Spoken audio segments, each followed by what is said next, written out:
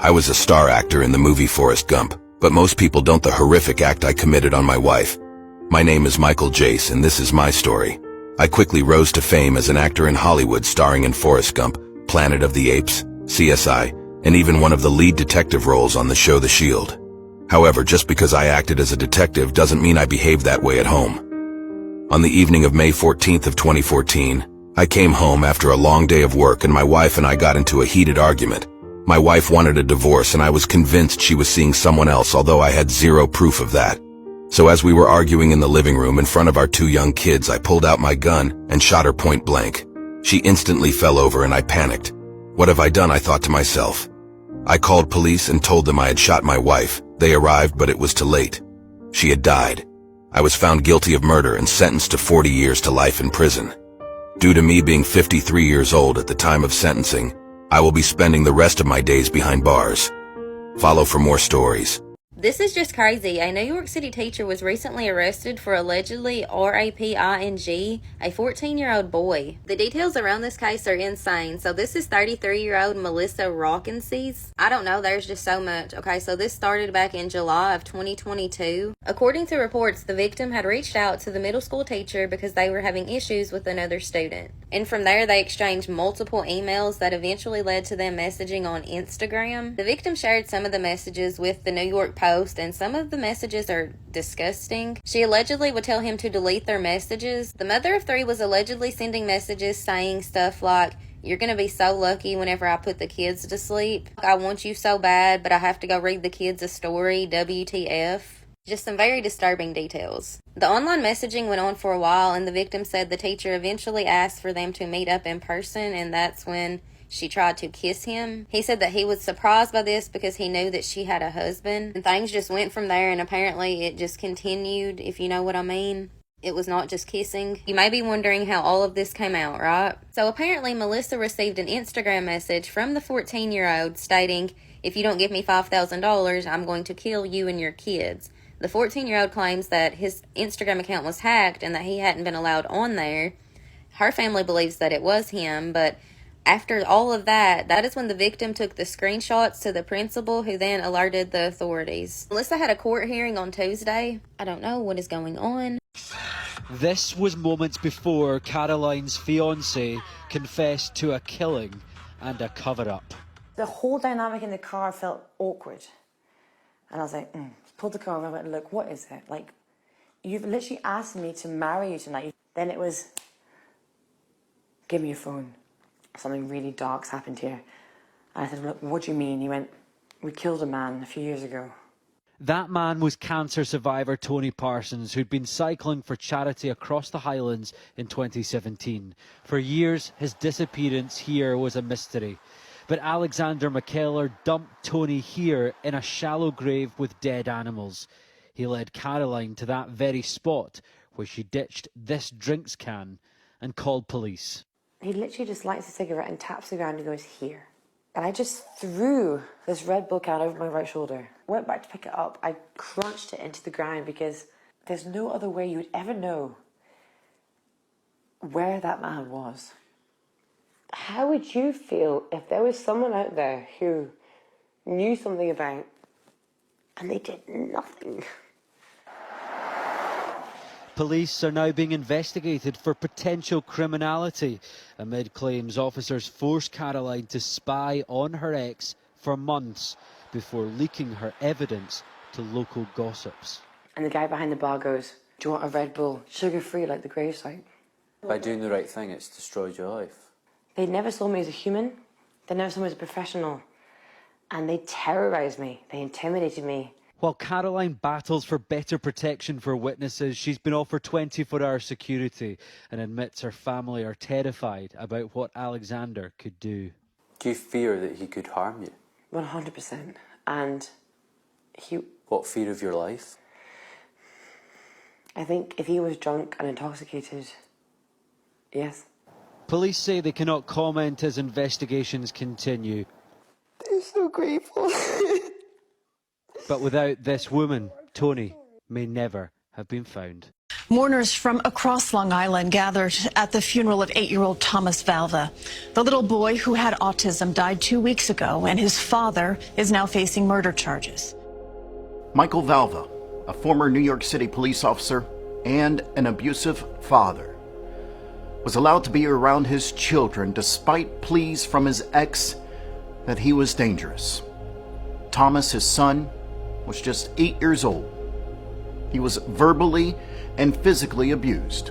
To punish Thomas, his father Michael would make him sleep in the garage on a cold concrete floor with no blankets, no pillows, or no change of clothes. Nothing was provided to help keep him warm during the wintertime. Thomas froze to death. By the time paramedics got to him, his body temperature at the time was just 76 degrees. How old is he? 8. 8? Yes. He fell down, he banged his head. Okay. He's okay. Okay. Took him, I gave him a shower to try and help him out a little bit. Stop breathing. And to make things even worse, Michael and his fiancée filmed Thomas while he laid on the floor shaking. I'll them up again. Talking don't work. Maybe a face will. He already peed, no problem. I'll be kicking his expletive again. Tell them I'm going to kick their expletive again. Like I said, I'm going to hit them with a belt. But how did this happen again? How are warning signs missed over and over again by the family courts? Sergeant Flores testified that in one of the video clips, an unclothed Thomas could be seen falling repeatedly in the backyard, and Valva could be heard yelling at his son saying, quote, "You fell on concrete. Can't send you to school, you expletive idiot." The family court system is broken, and I need your help. We have a plan, and I need your help. So give me 1 second. We've got a system where you can demand to officials that family court needs to be reformed. So go to my profile, click on this link. Then click on this button. Enter your street address and zip code. Once you do that, you'll see pre-written emails that will be sent to New York officials and officials in your state and community. Fill out your information, hit the send button. Please do this. Please. We are losing too many children, and it's got to stop. So please help. It'll just take a few minutes. Thank you. 2 officers walked into a home where they found a 6-year-old boy unresponsive. The boy began to foam at the mouth while his father's girlfriend stood there, unbothered. On February 10, 2023, in Madera, Wisconsin, Raven Holzer called an emergency dispatch center in regards to her young cousin, Alex Xavier. She said, "Hi, I'm worried about my 6-year-old cousin. He's staying with his dad's girlfriend, Josie Dykman, at the moment because his dad was recently arrested. I'm worried because his dad's girlfriend has a history of child abuse. And while his dad was recently released on a signature bond, I'm not sure if his dad is there to watch over him or not. So can you guys run a welfare check for me?" Deputies were then dispatched to Alex Xavier's home. Cops were already familiar with this home. They had done several welfare checks on Alex already, all by the request of Alex's grandma, aunt, and cousins. They were all from his mom's side, his biological mom. Unfortunately, she was incarcerated at the time. However, she was awaiting her release to be with Alex again. So when deputies arrived at the house, they knocked for several minutes before Josie Dykman answered the door. The officers said they were there because they were dispatched to do a welfare check on Alex Xavier. Josie said, "Again? Why?" When officers found Alex, he was lying on a makeshift bed in the living room. The room was dark. The TV served as the only light in that room. He was fully covered with a blanket and he appeared to be asleep. The officers used a flashlight to observe Alex. The sergeant noticed a cut that was healing above Alex's eye. Josie said he hit his head in school when he bent over to pick something up from his desk. The officers then tried to wake up Alex. However, he seemed to not want to wake up. Josie mentioned that he was just getting over COVID, so he's not feeling well and that he's not going to want to wake up. Also because she mentioned that she had given him melatonin as per doctor's orders. A sergeant then asked to see Alex one more time. Josie said, That's fine, but please don't use the flashlight on him. He is traumatized from previous CPS and other deputies flashing their lights on him. The officer complied. When the sergeant returned to see Alex, he was now in a different position with the blanket off. The sergeant could see that Alex was wearing a diaper. Derek, the father, mentioned that Alex was a bedwetter, therefore he needed to wear diapers still. Alex also had a cast on his leg due to an accident when he was pushed down the stairs by his little sister. The sergeant also noticed a small bruise on his thigh, the size of a quarter. However, he didn't seem to find it as a concern, therefore he didn't question Josie about it. And many of us wished that he would have. Fast forward to the next day. It was Saturday. Josie called 911 stating that Alex was not responsive. Luckily, deputies who were already in the neighborhood got there in less than a minute. They knocked and Josie answered. Josie was calm, taking her time even, while taking them to Alex. She was even quite conversational. No rush, no panic. When the deputies saw Alex, Alex was lying in Josie's king-size bed with one hand inside of his diaper. The deputy tried to get a response from Alex when all of a sudden Alex began to foam at the mouth. Then one of the deputies quickly began to administer CPR. However, it appeared as though rigor had already set in, rigor mortis. And soon as they began the chest compressions, a black fluid came out of Alex's mouth and nose. This fluid came out in larger quantities, running down Alex's little face. However, even as they continued with the compressions, it was already too late.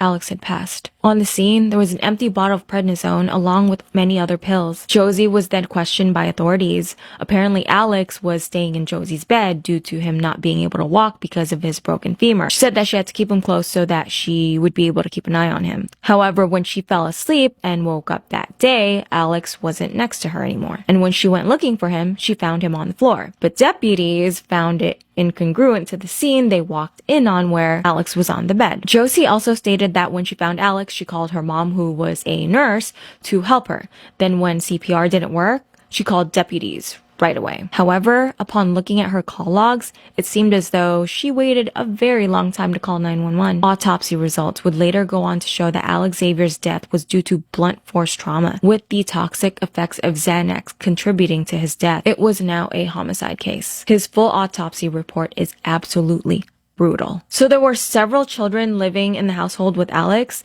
some of them Josie's own children and some of them his half-brothers and sisters. The children were interviewed and this is what they had to say. The children stated that Alex was treated differently by Josie. She would smack him, hit him, punch him, and kick him in the chest when he would do something to upset her. She would also give him the rest of the other children's leftovers as a meal rather than giving him his own meal. She would also put hot sauce in his food, and she would make him eat all of it. And when Alex asked for water because he was thirsty, she told him to drink his own spit. And she also would choke Alex on occasion.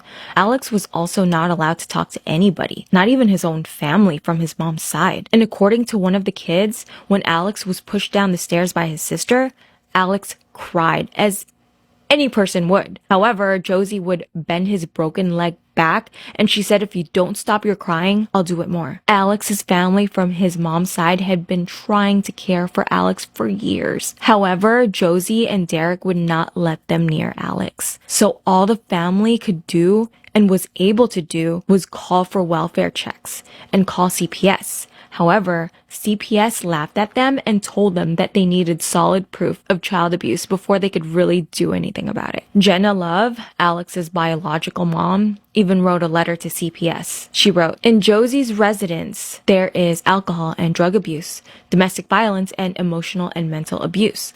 I am concerned there is physical abuse as well to Alex Xavier and maybe other children. This is no environment for a helpless young child." Jenna wrote the letter while incarcerated in Missouri. She was serving a 5-year sentence for assaulting Josie with a baseball bat in 2019. What's heartbreaking is that Jenna was going to be released 40 days after Alex passed. So a couple weeks before Alex passed, when Alex broke his leg, Josie and Derek waited 1 week before actually taking him to the hospital. When nurses questioned what happened, Josie spoke for Alex. She wouldn't let him talk, which prompted staff to call CPS. CPS failed Alex. After numerous reports by family and even hospital staff, they refused to take Alex from the home. One of the doctors stated that the next time Alex comes into the hospital, he's gonna be dead, which was what happened. However, CPS wasn't alone. Alex's school never reported anything, despite Alex coming to school with bruises all over his body and several missed school days. Also,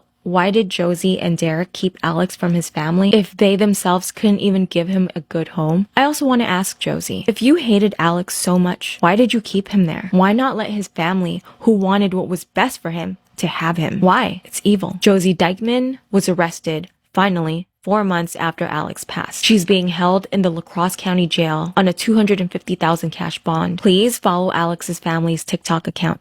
I tagged them in the description. Please sign his petition as his family is protesting a reform. Alex also has a GoFundMe where t-shirts are sold in memory of him. Alex has a very loving family who will never stop fighting for him. Rest in peace, Alex Xavier. Hi. It's time for Cookies and Crime. This is the Lululemon murder. For more details on this case, you can check out my latest podcast episode. On March 12, 2011, a manager of the Bethesda, Maryland arrived in the morning to find the door unlocked and a mess of clothes inside. She could hear a faint moaning coming from the back of the store. Too scared to go in, she asked a man outside to help her search the store. In the back of the store, the man found 2 people and blood everywhere. He told the manager to call the police. 28-year-old Lululemon employee Brittany Norwood was in the store's bathroom. She's laying on the ground tied up with her hands above her head. She has cuts all over her body and seems semi-conscious. The other Lululemon employee was 30-year-old Jana Murray. She had been dead for hours. She had been injured 331 times, with 6 or 7 different weapons. When officers arrived at the scene, Brittany would not open her eyes or speak to the officers. She looked traumatized. She was rushed to the hospital and would make a recovery. After she was discharged, she was formally interviewed. Brittany told police that after she and Jana closed, she realized she forgot her wallet in the store. She called Jana to come back since she was the one with the keys. When they re-entered the store, 2 men followed them in wearing all black. They brutally attacked the women. Jana described them as racists, SAers, robbers, and murderers. Jana was then taken to the back of the store where Brittany heard her being violently beaten, while Brittany's attacker brought her to the bathroom and kept asking her where's the money. As investigators searched the scene, black lights showed that someone tried cleaning up blood. There were also 2 types of bloody shoe prints around the store, one that seemed like a man's and the other much smaller. Jana's car was found 3 blocks away from the store, and in the car, they found blood. But the blood wasn't Jana's, it was Brittany's. When she was interviewed again, investigators asked her if she had ever been or seen Jana's car. She said she may have seen it once, but didn't know the make or model. But then, the next day, she called investigators and said she wanted to come back to talk to them. She told them that she had lied about Jana's car, and that she had been in the car the night of the attack. According to her, the attackers made her move Jana's car. Her car was initially parked in front of the Lululemon store, but the attackers thought it might draw attention, so they told Brittany to go move it. If that sounds ridiculous, it's because it is. Her story was not making sense, and it wasn't matching up with the evidence. One of the major questions was why was there a massive difference between Jana's injuries and Brittany's? Jana had 331 separate injuries.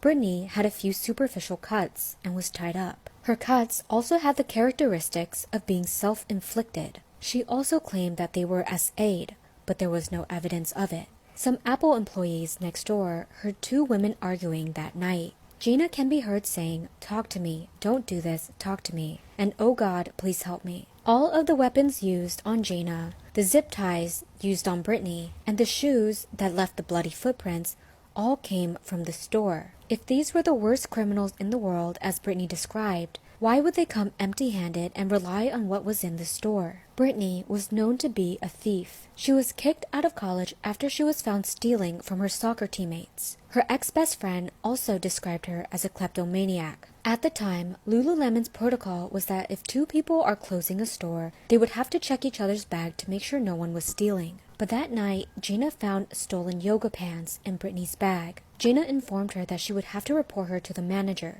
After they closed, Brittany realized she didn't want the manager to find out, so she devised a quick, evil plan. She pretended to forget her wallet inside the store and made Jana come back. After they got back in the store, Brittany attacked Jayna. She cut herself up with a razor to make it look like she was attacked too. She zip-tied herself up and waited for the manager to come in the morning. On January 27, 2012, Brittany was sentenced to life in prison without the chance of parole. Hey guys, so news coming out of Chapel Hill, North Carolina tonight says that Professor Jan, seen here, was the victim of today's shooting. If you'll notice the top, it says Jan Research Group, and Associate Professor Jan was the leader of this research group. Now down below this photo, if you could scroll, it shows all of the students and researchers who are also members of this group. So hold on. And here we have the suspect. He was a member of the Jan Research Group. Here's a photo of Professor Jan that was on the UNC website. He is seen here with a graduate student. And then here's another photo of some of the members of this research team. And you can see circled with the purple button up is Jan. And then with the cap circled in yellow is the suspect. Now you can see here on Professor Jan's LinkedIn page that he joined the team as an associate professor at the University of North Carolina back in July of 2019. Here is a little more of his work history and his education. He finished his PhD back in 2011. Authorities have not yet released a motive in this crime. I've experienced a lot of weird stuff since my sister Mara disappeared in 2004. Let me tell you a quick story. On the 13th year vigil of Mara's disappearance, we rented a hall where we had a gathering. A man called into the landline of the meeting hall and asked to speak to me, but he said to whoever answered that he would only speak to me if I came out to his car and I came alone. Now, this was in New Hampshire, cold, in February, close to the area where my sister disappeared, and my family was inside the hall. It was just bizarre. So obviously I didn't go out alone and meet this strange man in his car, but that's just one of the weird things that has happened over the years, and I have a lot more. I think maybe I need to do a series on all of the weirdness.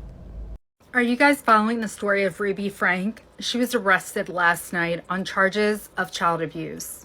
A Mormon family from Utah. She's been a YouTuber and mommy vlogger for about 10 years. So the arresting documents say that a child climbed out of the window around 10:50 a.m. on Wednesday and ran to a neighbor's home for help.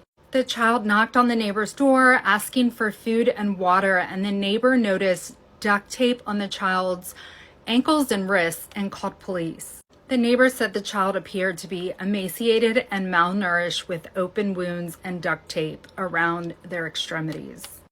In the documents, police described the wounds, neglect, and malnourishment of the child to be severe. After the first child was taken to the hospital, another child was discovered in the home and was found to be malnourished as well.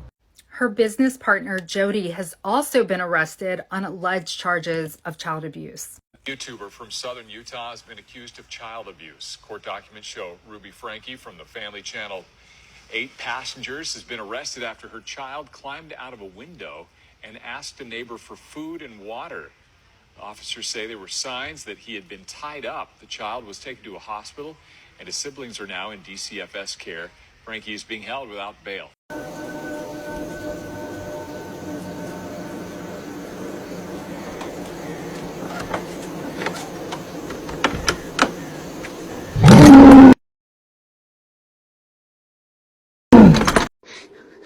What? What's wrong with you? What? Took my daughter. Parker? Please, let me inside. Parker!